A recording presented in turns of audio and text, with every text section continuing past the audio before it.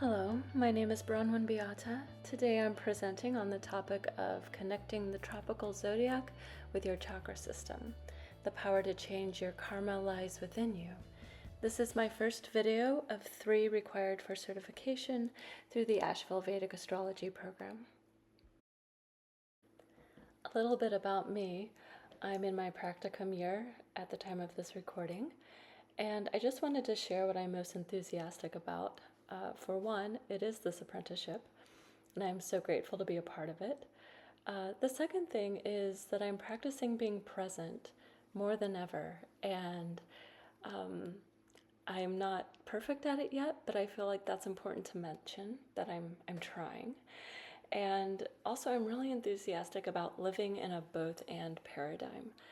And I bring this up because it's really prevalent to be in either or thinking I'm this or I'm that, when the truth is really both and that's what's really going on. And so I'm using both the science and the art of Vedic astrology. I can get super intellectual and be very embodied in my experience. And so I'm bringing up being present and having this both and mentality as we're going through this presentation, because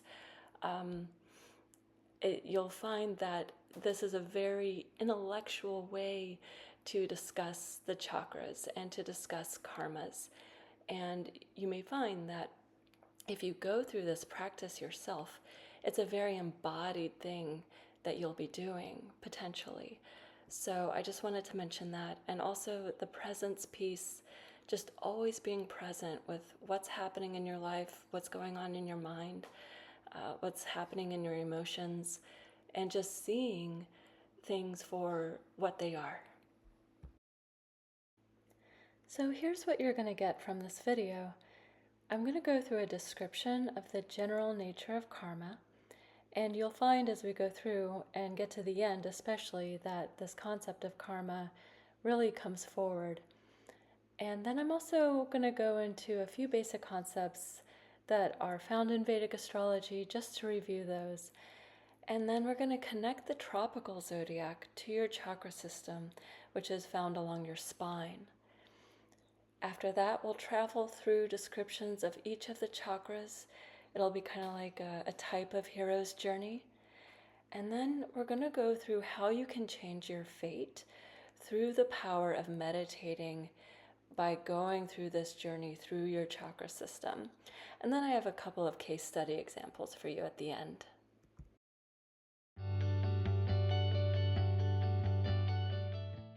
Now we're going to look at karma. The birth chart is a snapshot of the moment you were born. And so this is simply indicating to us the momentum that your soul has carried from previous lifetimes. And, when we think about this momentum, you don't have to think about it as something like, oh, this is who I am for forever.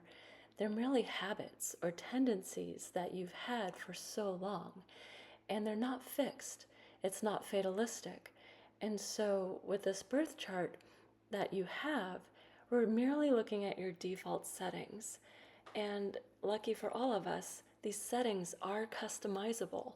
So when you think about karma, remember that it's not fixed, that this is just something that you were born with, and it's the starting place. It's what you get to work with. Karmas are also meant to be exhausted or burned through. They're meant to have their day in the sun and then go away. Or if you're working with your karmas very consciously, then maybe some of these experiences that you're meant to have don't actually have to happen, or they can be lessened to a greater degree. It gets interesting in that way. And so there are some karmas that are thicker and more difficult to change, and a lot of us might be experiencing that. And then there are karmas that are a little bit thinner. Maybe you had tummy aches as a child, and there's an indication in your chart that you were supposed to have digestive problems, but you burned through that by the time you were 6 years old. Ta-da! These things work themselves out. The other thing to keep in mind as we're going through this, and what you'll see, is the reason we're talking about karma is that they are directly linked to your chakras. And just to drive home the point that karmas are not fixed, I have here a quote from Sri Yukteswar, who is the guru of Paramhansa Yogananda. And this is a quote out of the Autobiography of a Yogi, which was written by Paramhansa Yogananda. And so it goes like this: "The message boldly emblazoned across the heavens at the moment of birth is not meant to emphasize fate, the result of past good and evil, but to arouse man's will to escape from his universal thraldom. What he has done, he can undo. None other than himself was the instigator of the causes of whatever effects are now prevalent in his life. He can overcome any limitation because he created it by his own actions in the first place, and because he has spiritual resources which are not subject to planetary pressure." This is amazing news for all of us. Now consider this analogy that your life and your karmic imprints are like a vehicle driving really fast down a road. As the driver, it's like you're the pure consciousness within, and your vehicle is your life in this incarnation. So maybe you're aware of some quirks with your car and you've got it under control. This is more like having karma that you're conscious of, that you're aware of. But then your brakes fail. If you're unconscious about your karma, it's as if you're asleep at the wheel as this pure consciousness within, and then as a cliff approaches, you're going to fly right off of it. And maybe in your life you've noticed some patterning where you've been unconscious about something and you do fly off that cliff again and again and again, and you're like, hey, I'm tired of this. Possibly. And so as you become more aware of your karma and your karmic tendencies, then you become more aware that the brakes might have some issues. And so when they fail, you're more awake and you're able to grab the emergency brake or do whatever you need to do to slow things down and avoid a total crash and burn. As you approach your karma, remember that at your disposal you have masculine and feminine approaches. So the masculine approach is the one I think that we're all more familiar with. And this is the energy of doing, of taking deliberate action to change the patterns in your life. The feminine is actually more about being. That's the energy of the feminine. And it doesn't mean being walked all over like a doormat. It's actually quite powerful to use the feminine. And this means that you can reduce your reactivity to a situation, or you simply withdraw yourself from an unhelpful situation. And so usually both positive and negative polarities can be applied. So the masculine is the positive polarity and the feminine is the negative polarity. And as you can see in this yin-yang symbol, that the masculine is never without the feminine and the feminine is never without the masculine. So remember that these can be taken together, and keep this in mind because as we're moving forward with this presentation, we're going to be talking a lot about the polarities, the masculine positive polarity and the feminine negative polarity.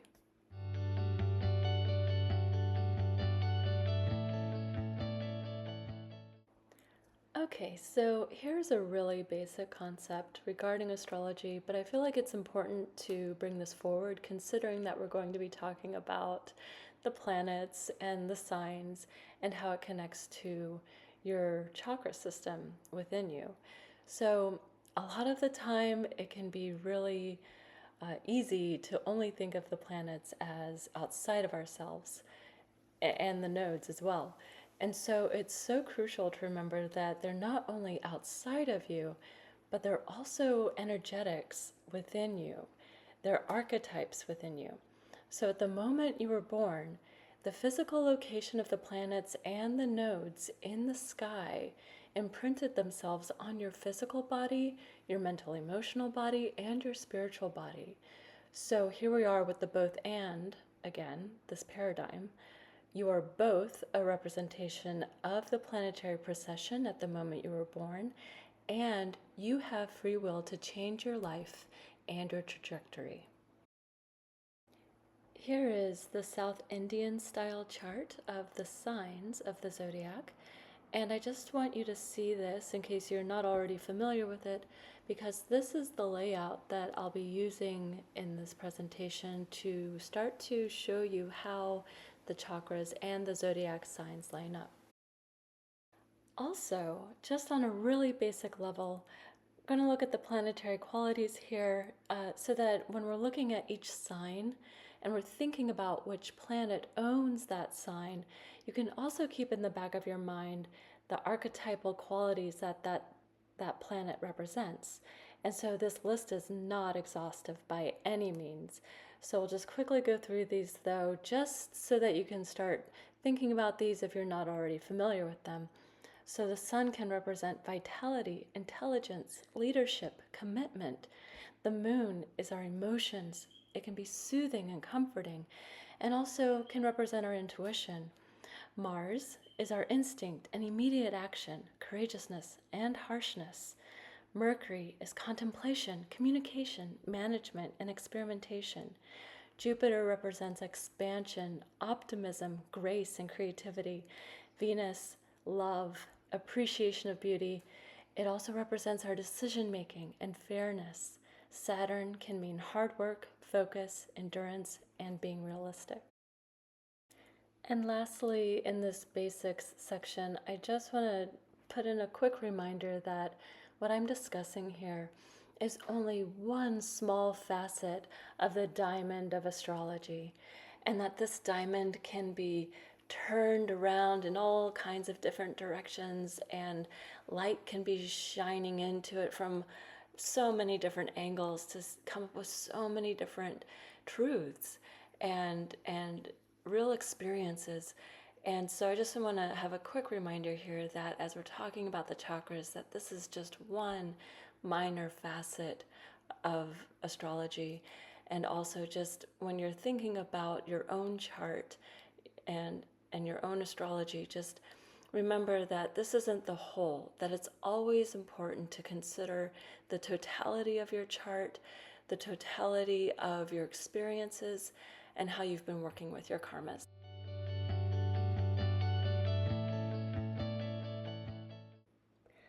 Let's take a brief dip now into the chakras, and then we'll start tying them into the zodiac.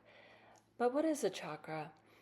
Chakras are energetically near the physical plexuses of nerves in your body and where your endocrine glands tend to be. And so because chakras are energetic, they're more of a subtle, embodied energy and not so much a physical thing like a bone or a muscle. And so when we think about these, it's really easy to get in our heads about them and say, oh, the root chakra means this and that. And it can. And we're going to go into what the root chakra means, for example. But just know that when you're thinking about them, keep in mind this both and of embodying that feeling, how these energies are expressing, and it's not just all these, the mental constructs that we might have about a chakra. But we are going to be talking more about the intellectualizing of the chakras. So, like I said, this is a both and kind of presentation here. So, in the intellectual realm, know that each chakra has a positive outgoing masculine polarity, like the sun has, and a negative incoming feminine polarity like the moon. And as you're about to see, each chakra is represented by two zodiac signs, a positive polarity sign and a negative polarity sign. And also each chakra within your body contains your unique expression of your own karmas. Now let's jump into the zodiac piece of this. So the sun is so crucial to us even having a zodiac. Without the sun, the Earth wouldn't have a path for the zodiac to be recognized. And of course, this is from the perspective of Earth, right? All zodiac signs are fundamentally sun-based because they follow the sun's ecliptic path. This means that Aries is sun-based, Taurus is sun-based, Gemini is sun-based at its most foundational level. It's the solar zodiac that determines concrete experiences in your life. However, we still include the moon as a necessary part of the zodiac, and this is because in Vedic astrology, the moon is considered a luminary just like the sun. The moon also has its own zodiac. So the moon rules over the 27 nakshatras, which make up the lunar zodiac. Now, nakshatras are used to determine the Vimshottari dasha system, which is used for evaluating what planetary cycle you're experiencing. And I just want to say too that the nakshatras have so many other uses. So this is just one of the things that we look at. And so when we look at which planetary cycle you're in, based on the Vimshottari dasha system, we can see how you're feeling about a concrete event that's happening in your life. Let's take a moment here to just review some very basic principles about the moon and the sun, because they both hold these two zodiacs. The moon represents the negative polarity, incoming energy, the feminine principle, even signs in the zodiac, the left side of the body and the back side of the body. The sun is representative of the positive polarity, outgoing energy, the masculine principle, odd signs in the zodiac, the right side of the body and the front side of the body. So remember these things, because as we start to get into how the chakras are operating, we're bringing in both of these polarities, because each chakra has a moon side and a sun side, so to speak. It's time to start overlapping a few of these concepts together now. So I'm showing you the South Indian style chart, and we're starting at Aries up at the top as sign number 1. It's an odd sign, and you can see that the sun is over it and a plus sign. And so what I'm indicating here is that that's the positive polarity of the sun having rulership over Aries. Now, yes, the sun is fundamentally at a most foundational level in charge of all of the zodiac signs. And we are now starting to split it into a second level where the moon comes in, and the moon starts to take rulership over the even signs. So as we look at the sun ruling over the odd signs, we're looking at Aries, Gemini, Leo, Libra, Sagittarius, and Aquarius. And then looking now at the moon ruling the even signs, Taurus, Cancer, Virgo, Scorpio, Capricorn, and Pisces. So keep this in mind as we move forward, that we're starting fundamentally, yes, the sun rules all the zodiac signs, and then we split it into the moon ruling the even signs. This is so important for the polarity, the energetic of the give and take.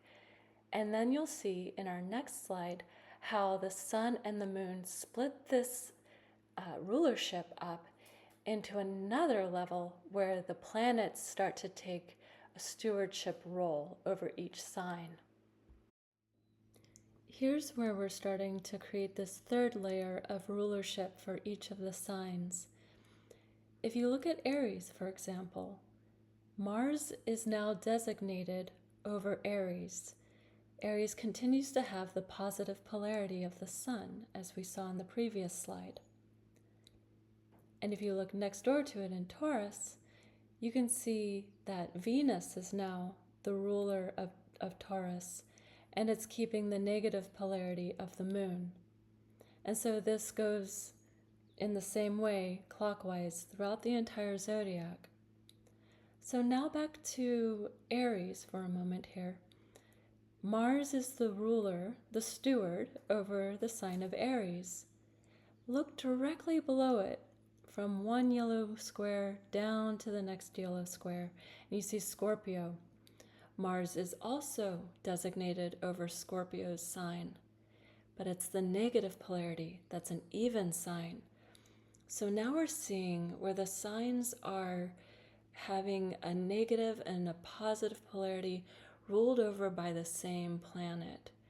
And you can see this with each of the planets. We'll start on the left side with the red squares, Aquarius and Capricorn there. Those are ruled by Saturn. So Saturn is in charge of Capricorn, the even sign, the negative polarity, the feminine aspect. And Saturn is also in charge of Aquarius, the masculine polarity, the positive, outgoing polarity of that sign. And Jupiter is the negative polarity because it's an even sign over Pisces. And in Sagittarius, it's also ruling that as the positive polarity. And Venus, again, if we jump to Taurus, is the more feminine side of Venus's rulership, and Libra is the masculine side of Venus's rulership. Going to the top right-hand corner, Mercury is ruling over Gemini. Gemini is an odd sign. It has that positive polarity happening for it, that more masculine side, outgoing. And then Virgo, directly below it, is the more feminine aspect of Mercury's rulership. Cancer continues to hold on to the rulership from the moon, just like Leo continues to hold on to the rulership from the sun. Now, if I could have you use your imagination here for a moment, we're going to manipulate this South Indian chart by pulling the right-hand side of Cancer and Leo a little bit more to the right, and on the left-hand side where Capricorn and Aquarius are, ruled by Saturn, we're going to pull that to the left. So here we go. We're pulling that chart, we're squeezing it together, we're compressing it into this visual of having Aquarius and Capricorn. You're seeing they're both ruled by Saturn. At the top, we've got the sun, the sun's rulership of that, just that reminder of that positive polarity. And then below it in Capricorn, the moon rulership underneath that layer of Saturn with the negative polarity. And so on. So we've got, next up is Jupiter ruling Pisces and Sagittarius, those different polarities. And then again, going to the right, Mars having rulership over Aries and Scorpio, again with the different polarities. Next, Venus ruling Taurus and Libra. Next, Mercury ruling Gemini and Virgo. And then finally, Cancer and Leo being ruled by the moon respectively and the sun respectively. And so this just gives a tighter visual of how these rulerships are happening. Now in this next slide, we're actually going to turn this visual up on its head, and you're going to see how beautifully this is all going to start to come together. Okay, so now we see this visual upright, and it's resembling the chakras along the spine. I've got them color-coded here in the typical colors associated with the chakras. So at the first chakra, at the very base, there's red. And this is ruled by Saturn, because here we have Capricorn and Aquarius making up this first chakra. And we have the polarities. This first chakra has the positive polarity side and the negative polarity side. And then the second chakra, moving on up, Sagittarius and Pisces are both in the second chakra. That's what makes up this energetic here, ruled by Jupiter, both with the positive and negative polarities. Now moving forward into the third chakra, that solar plexus chakra, ruled by Mars. Aries and Scorpio are making it up. Aries with the positive polarity and Scorpio with the negative polarity. And then into the fourth chakra, the heart chakra, ruled by Venus. This is Taurus and Libra. We've got Libra in the masculine We've got Taurus in the feminine. And then in the throat chakra, the fifth chakra, this is containing Gemini and Virgo, both ruled by Mercury. So we've got the positive and the negative polarities there. And then at the third eye, the brow chakra, the sixth chakra, we've got Cancer and Leo.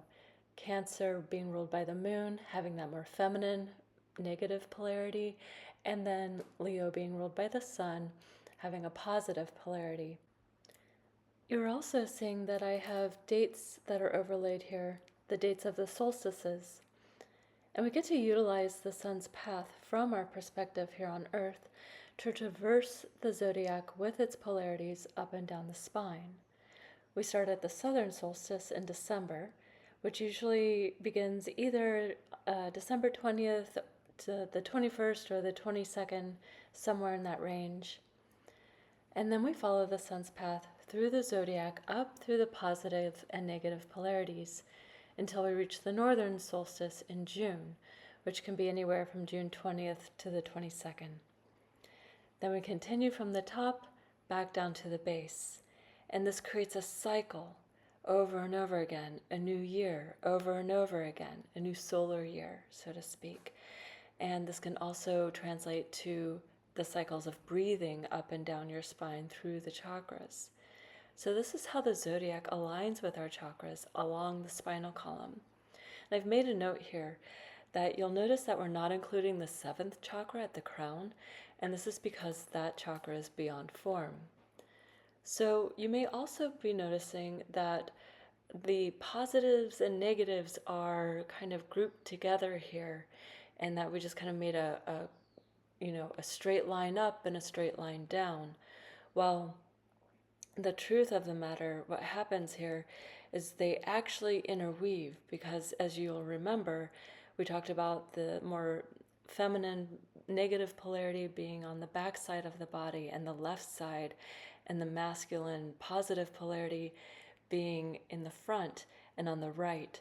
So in these next couple of slides, I'll take this concept and apply it to the chakras as popularly depicted, how we usually might see pictures of chakras, but showing their negative and positive polarity placements.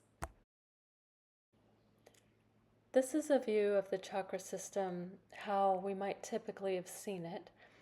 And you'll notice that on the left side of this body, we have all of the even numbered signs, like Cancer, Virgo, Taurus, etc. And then on the right-hand side, you'll see all of the odd numbered signs. And so this gives an idea of where these zodiac signs are placed along our chakra system. And you'll also notice that each chakra is still having that same energetic that was associated with a planet. So the planet Saturn rules Capricorn and Aquarius. This is a first chakra energetic. So we've got Capricorn where we start and on the left, and then we move from the left to the right to Aquarius. And you can see that indicated by a red line, a red arrow there. And then continuing with the red arrow, go from Aquarius on the right-hand side of the first chakra up to the left-hand side of the second chakra, where there's Pisces, a Jupiter-ruled sign. And so you'll notice again that this second chakra is ruled by Jupiter, because Pisces is ruled by Jupiter, Sagittarius is ruled by Jupiter. But we're not to Sagittarius yet. We're still on our way up. So we've gone from Capricorn at the base to Aquarius, still in the base, and then up into Pisces. And then from Pisces, we take it up into the right-hand side of the third chakra in Aries. And so this continues on until we get all the way up to Cancer, the left-hand side of the sixth chakra at the top there. And that's when it moves over into the right-hand side of the sixth chakra into Leo. And then now you can follow the white arrows all the way down. And we'll continue with this flow, because this is a flow, it's a cycle, as we talked about. And we'll look at it from the front and back perspective in the next slide. So here again, you're seeing how the zodiac signs are grouped together, the even ones now being on the back side of the body, and the odd signs being on the front side of the body. So the negative polarity of the first chakra, represented by Capricorn, is in the back, and the positive polarity of the first chakra is in the front, represented by Aquarius. And then from Aquarius, we move into Pisces, going into the back of the second chakra. And then from Pisces, going from the back of the second into the front of the third chakra in Aries. And so this is a similar flow like you saw in the previous slide. And because it is always flowing, think about how the front side, the back side, the left and the right, they're always in motion. There's always this flow, and it creates a bit of a double helix.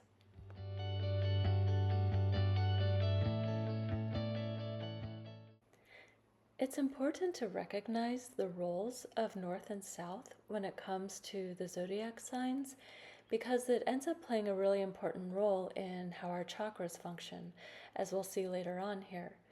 So, as we all know, the equator determines the northern and southern hemispheres, and it's the equinoxes which determine which signs are in the north and which ones are in the south of the zodiac. So, the northern portion begins in Aries, and it goes until the end of Virgo. And then the southern portion begins in Libra and goes until the end of Pisces. Here we get to bring in a little bit of Vedic mythology. The northern hemisphere represents the realm of the Devas, or gods. The southern hemisphere represents the realm of the Asuras, or demons. So here's the translation. The Devas represent our ideals, our inspiration, and it gives a higher perspective, gives us that more big picture point of view. The Asuras deal with hardships and getting the job done. So Deva energy is required for creating solutions and doing the honorable thing from having perspective.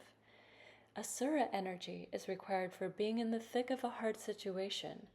It means adapting and buckling down and doing whatever it takes to get through life.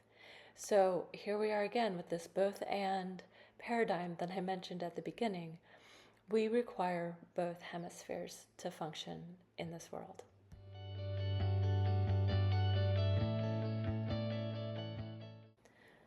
We're about to go on the hero's journey through the zodiac signs of your chakras.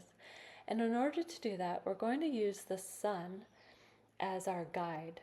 And why are we using the sun? Because the sun represents your individual consciousness of your soul. It has life-giving qualities, and it represents your vitality. It's also your capacity to intelligently express your unique individual part of the divine. And as we talked about previously, all zodiac signs are based on the sun's path from our perspective here on Earth. So we're going to be following and observing the sun through the different zodiac signs, starting with the southern solstice in December, in the back and left of the base chakra. And so what can you do with this information? Well, you can use it for planning out your year, or you can use it in your meditation and go through your own zodiac to see where you have karmas represented by the planets, and you can work through those karmic imprints through this flow. As we use the sun to journey through the zodiac, we're going to begin in the realm of the Asuras, which means the hard work, at the Capricorn solstice. Then we're going to travel to the realm of the Devas, where our inspiration lies, at the Cancer solstice. Then we're going to trek back through the north into the south again with a new perspective to implement the things that we've thought that we might do better. When we reach the southern solstice, we're going to start all over again. It becomes a cycle of understanding, growth, and renewal, especially when we bring presence to the process.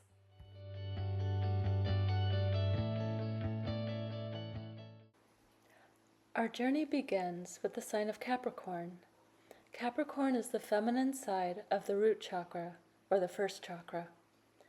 We are starting here at the most karmic sign.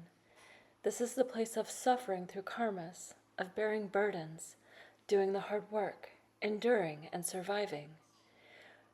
Capricorn is first and foremost ruled by the moon, and secondarily by Saturn. This is where you put your head down and get the job done. Remember, this is part of the realm of the Asuras, of doing the hard work. The southern solstice begins with Capricorn. And so the clarity as to why you're doing the hard work comes much later on. Capricorn is where you figuratively plant a seed or an intention for what you want to see come to life. This is a receptive field where you accept the karmic path that's before you and do the work required for success. Aquarius is the masculine side of the root chakra. It's ruled by Sun and Saturn. Here we're still enduring, but with more doing and producing than in Capricorn. Here you're of service to yourself and for the common good. The seed planted in Capricorn is now taking form and gestating in Aquarius. Survival is still a key component because we're still in this Saturnine energy, and safety of your environment is crucial. Pisces. Pisces is the feminine side of the sacral chakra, or the second chakra. It's ruled by the moon and Jupiter. Pisces is not the polarity that produces the creativity of the second chakra.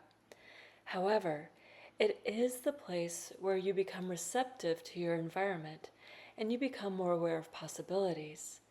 You're moving out of the first chakra's Saturnine energy, where you're dealing with the basics of life, surviving, and just making sure that you're safe. Now you're moving into the Jupiter energy of opportunity, optimism, and expansion. The seed planted in Capricorn that germinated in Aquarius is now sprouting in Pisces, but still in an undifferentiated state. So what this means is that your intention may not be fully defined yet. Now we come to Aries, the masculine side of the solar plexus chakra, or the third chakra. It's ruled by the Sun and Mars. In Aries, you may want to ask yourself this question: what are you doing with the observations that you took in from Pisces? You may find that you're starting to assert your individuality and realizing your personal power more. It's kind of like the sprout that is starting to define itself. Your intentions may start defining themselves more here. This is also the beginning of the northern or Deva realm, so perhaps a little more idealism happening in here. In this sign, you may act first and think later. You may also tend to test boundaries and see what's more possible and take an active role, but maybe with more of a gut instinct and less of a thinking through before you go on. Taurus is the feminine side of the heart chakra, or the fourth chakra. It's ruled by the moon and Venus. Venus is known for helping you make choices for higher fulfillment, and it can also deal with how satisfied you feel. If you've survived the experience of Aries, you get to go into the receptive field of Taurus. Taurus can deal a lot with creating resources for yourself, now that you've become this more individual power in the third chakra, and having loved ones around you. You get to now reflect upon if you're able to come into a more comforting and loving space within yourself after you've been pushing boundaries in the front part of the third chakra. Gemini is the masculine side of the throat chakra, or the fifth chakra. It's ruled by the Sun and Mercury. It's in this sign and in this front part of the throat chakra that exploration starts to happen. Developing of reason and concepts is beginning. There's an experimentation with your own ideas. And it also makes sense, being at the throat, that this is where you start to communicate outwardly and learn how to develop boundaries. In Aries, you tested boundaries by acting first. In Gemini, you're going through all of your calculations first and then acting based on your data. Cancer, it's the feminine side of the brow chakra, or the sixth chakra. It's ruled by the moon alone. It's the feminine, reflective aspect of your inner light. In this sixth chakra lies intuition and imagination. Here is the height of how far north the sun will travel across the earth. So in Cancer, this is where you have the most capacity to make choices. It is from this point of view, like being at the top of a mountain peak, where you can overlook everything and see the big picture of your life. This is a place of pure awareness, vision, and where you can make executive decisions for how you want your life to unfold. This is also a place of impulse control. So you're not just going with your karmas because that's what you've always known. This is where you actually have the power to change your path, to be adaptable, and to co-create with the world around you. It is one of the most powerful placements within your chakras to no longer just go with your old karmic patterns if you don't want to. Leo is the masculine side of the brow chakra. It's ruled by the sun alone. When the divine decree from the clarity that you found in the feminine side of the brow chakra in Cancer goes into the masculine side, it's because it's being carried out for the rest of the cycle. Leo is the field of sovereignty and action. So if there's something that you want to achieve based on the understanding that you received from Cancer, do it during the season when the sun is in Leo, or within your own inner consciousness of Leo. The sun has already reached its highest northern point in Cancer and is now on the descending path. So by the time you've reached Leo, you've chosen your direction for whatever intention you planted at the beginning of Capricorn. Virgo is the feminine side of the throat chakra. It's ruled by the moon and Mercury. In this sign of Virgo, it's receiving the master plan from Leo, from a very high point, from Cancer and Leo, where all this idealism went on. And so just as we had learned that Gemini was the masculine side of Mercury, Virgo is the feminine side of mercurial energy. And so we're not communicating so much, we're using that organizing ability of Mercury here, the manager part. And in the sign of Virgo and in the back of the throat, that's how you're figuring out how to apply this great plan that you got up in your sixth chakra, up between the brow. You're figuring out the on-the-ground steps that need to happen to make the inspiration make sense. It's a very practical part of this chakra. And it's necessary to do this kind of assessment of how the plan will work behind the scenes. It's not something that you're going to be doing out in front of everyone. Libra is the masculine side of the heart chakra. It's ruled by the sun and Venus. So now we're in the front part of the heart. It's the outward expression of inspiration, love, connection, and exchange. Libra is where we think about relationships, whether those are romantic or business partnerships. Here we're also beginning the southern and Asura realm. So we're starting to get more into the hard work. And we're working hard as we're taking the plan that was directed from Leo and perfected in Virgo to get expressed into action with others in Libra's energetic. Libra is all about the other and the exchange and the interaction. In the Northern Hemisphere, the season of Libra is a time of harvest and sharing. It's when you reap what you've sown up to that point in the cycle of what you planted from the very beginning. Scorpio is the feminine side of the solar plexus chakra. It's ruled by the moon and Mars. So now we're in the back and left of the third chakra.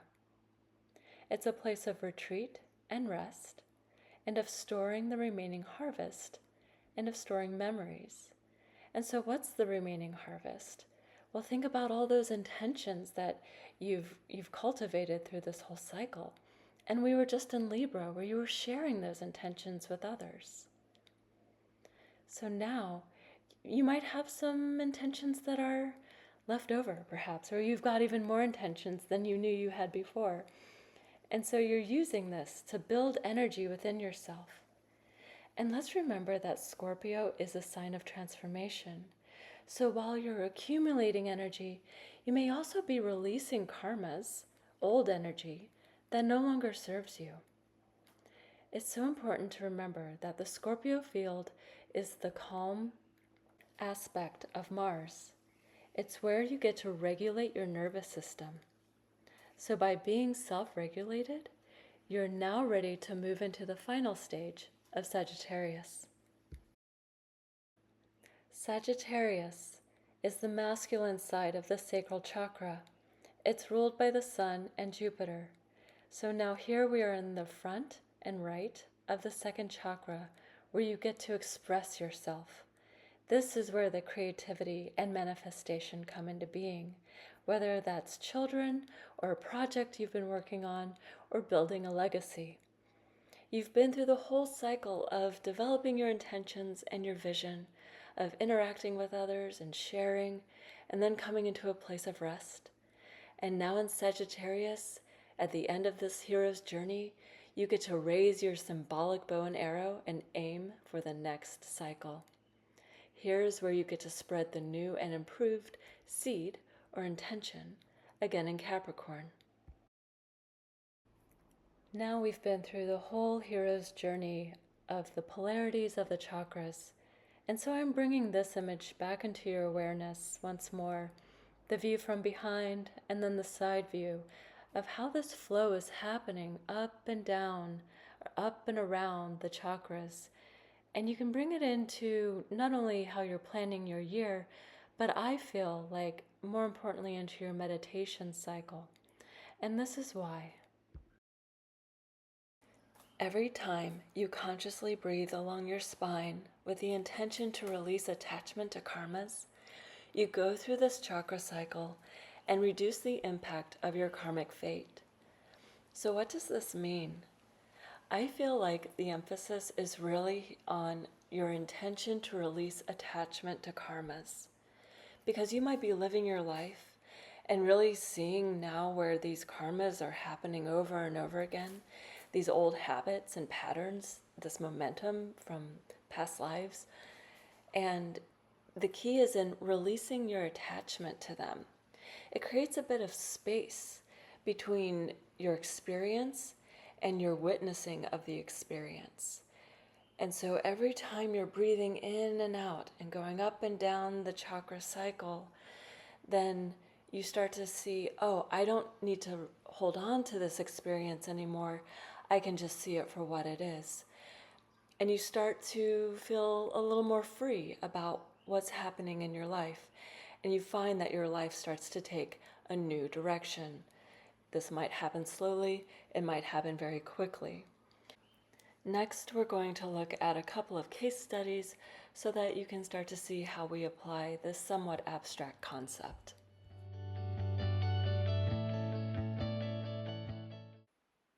So before we jump into the examples, let's talk about what we're actually looking at here. We're going to start combining karma, the zodiac, and the chakras. So how do you know where your karmas are placed within your chakra system? It's the placement of the planets within your natal zodiac that reveals the karmas that are occurring in your life. So planetary energy gets stored in the body, mind, and the chakras. The chakras, as we have discussed, link up to the zodiac signs, and these are like fields or soil, so to speak.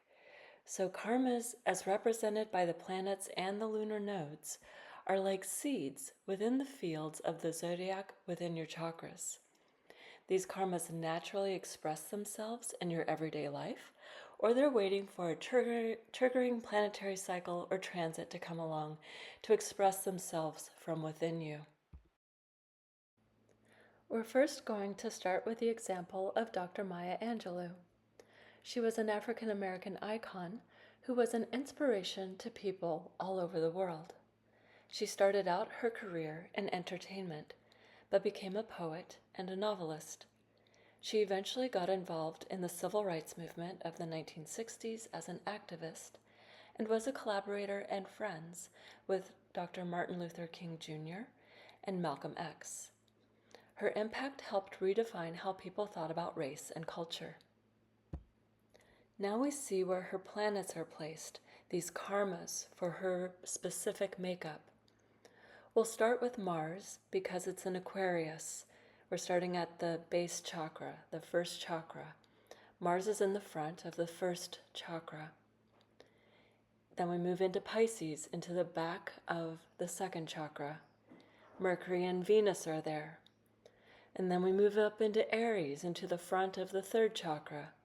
The Sun and Jupiter are there. There are no planets in Taurus. And so we move into Gemini, and there we have Rahu, the north node of the moon. There are no planets in Cancer, Leo, or Virgo, but the moon is in Libra. The moon is in the front part of the heart chakra. Nothing's in Scorpio. And then we go into Sagittarius, where Saturn is retrograde and K2 lives. And it's here that I would like to insert another reminder to see the birth chart in its entirety, that this perspective from the planets and the chakras is just one facet of a multifaceted diamond. Now, having said that, what can be a takeaway from this example? While so much can be said, what first stood out to me is her Rahu placement in Gemini. She really used her voice in a powerful way. And Gemini is ruled by Mercury. So Mercury is what we're going to look at now. It's in Pisces, and Rahu is getting Rashi aspected from Mercury being in Pisces. And Mercury is actually in good dignity. It's beyond the first 15 degrees of debilitation, and now it's in Friend's dignity. It's also getting delighted by Venus. So all of this bodes well for this Rahu energy in Gemini in the front part of her throat chakra. She received information from her environment in Pisces and used the pioneering quality of Rahu in her voice for expressing, exploring new boundaries, innovating, and communicating on behalf of her race of people. Next up, we have Bruce Lee. Bruce Lee was a Hong Kong American martial artist and actor. He helped popularize martial arts films in the 1970s in the West. At that time, he bridged a gap between East and West through his martial arts skills and philosophies, and changed the way that Chinese people were portrayed in American films. Now let's look at his planetary placements. I'm going to start in Aries, and so we see K2 is there as the south node. K2 is in the front part of the solar plexus chakra. In Taurus, Jupiter's in retrograde and Saturn is in retrograde, and this is in the back of the heart chakra. There are no planets in Gemini, Cancer, Leo, or Virgo. However, he has Rahu, the north node, in Libra, the front part of the heart chakra. In Scorpio, in the back and to the left of the third chakra, he has Venus, Mars, the moon, and Mercury. And then lastly, in Sagittarius, we see the sun, which is in the front part of the second chakra. I bring this example to you because I find it fascinating that most of his karmic imprints were centered in the third and fourth chakras, and that his nodes were in the masculine, outgoing positions in the front and right, and that the majority of his embodied planets we're in the feminine, receiving aspects of his chakra centers. Again, so much can be said about a person's life and their birth chart, but I'll simply say that Bruce Lee charged into his incarnation with a lot of solar plexus power and courageous heart. Seeing so many planets in the negative polarity reminds me of one of his most famous quotes. He said, "Empty your mind, be formless, shapeless, like water." And then later he says, "Be water, my friend." This philosophy emphasizes the importance of being adaptable, fluid, and receptive to the present moment. And what about you? Where are your karmic imprints in your current incarnation within your chakras? What can you recognize and breathe into? What can you stay present with? Which patterns and habits are you needing to see for what they are? Not to dig into them and overanalyze them or dwell upon, but to acknowledge and release over and over again as you inhale and exhale. Witness when and how you get triggered in a certain chakra. Breathe there with compassion and forgiveness if you can. Then let it go. And remember to stay curious. When is doing something about your karmas appropriate? And when is reducing your reaction to an old pattern appropriate? There may be a tendency to only want to remove supposedly negative karmas from your life. Whether a pattern is negative or positive is simply a story in your mind. In the end, we're all living out our previous imprints, whether they're seen as positive or negative. I encourage you to be here in this moment as often as you can. Listen to what's indicated moment to moment, and you'll find that life is perpetually unfolding in an orchestra of perfection very few of us could have ever imagined. Now we've reached the end of this presentation. In review, we went over the nature of karma in general. We looked at some basic concepts in Vedic astrology. We checked in with the polarities within you. And then we linked the tropical zodiac in your chakra system. Then we went on to utilize the energetic of the sun through the zodiac of your chakras. We then brought it into what could be a meditation cycle for you. And then we finished with a couple case studies to show how these concepts that we've gone over can be applied. Thank you very much. Again, my name is Bronwyn Beata.